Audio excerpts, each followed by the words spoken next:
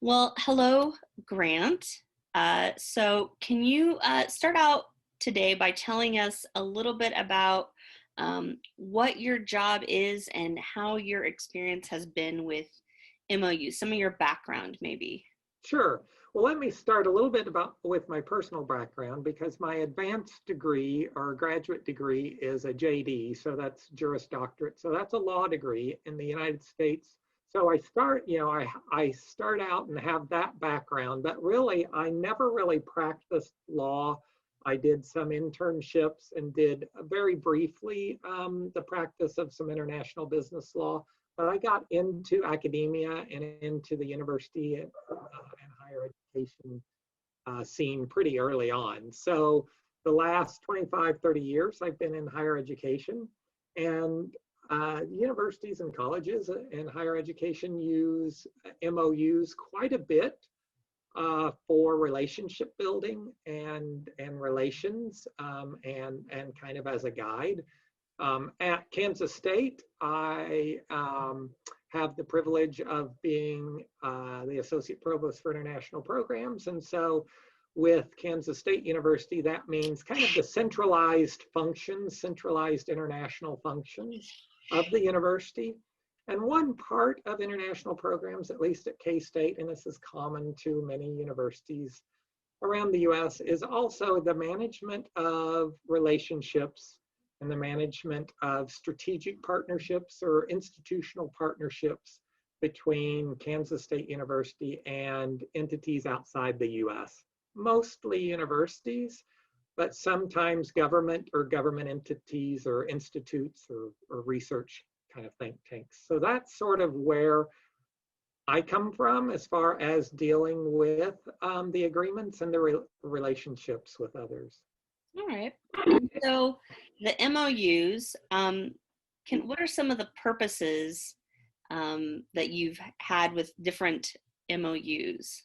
So the Memorandum of Understanding, MOU, sometimes they call letters of intent. Sometimes they might call Memorandum of Agreements. It really depends on the organization that you may be with.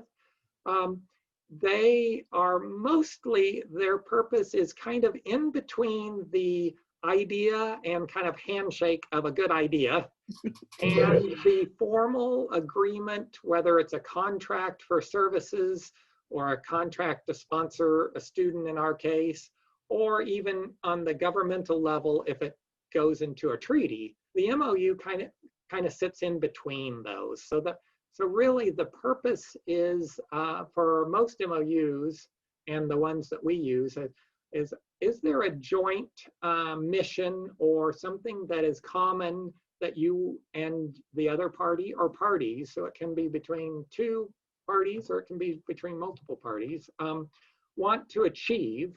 What kind of general notions or general kinds of activities would you want to achieve or outcomes? And then how then do you get to a more formalized legal agreement or contract? So an example I'm using Kansas State University and my previous universities is once you have an introduction and you meet individuals or the organizations that you are interested in, that you might have the discussion on, boy, it would really be nice if we could exchange faculty or students. If that's really the goal, then the purpose for one MOU could be a generalized notion that we both want to exchange students.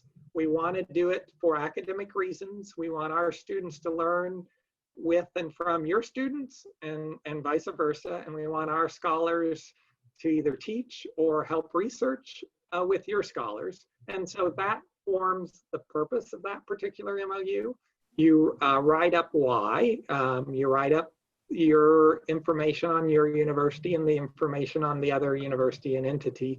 And then generally the MOU then leaves the specifics to another agreement or another kinds of discussions, and it just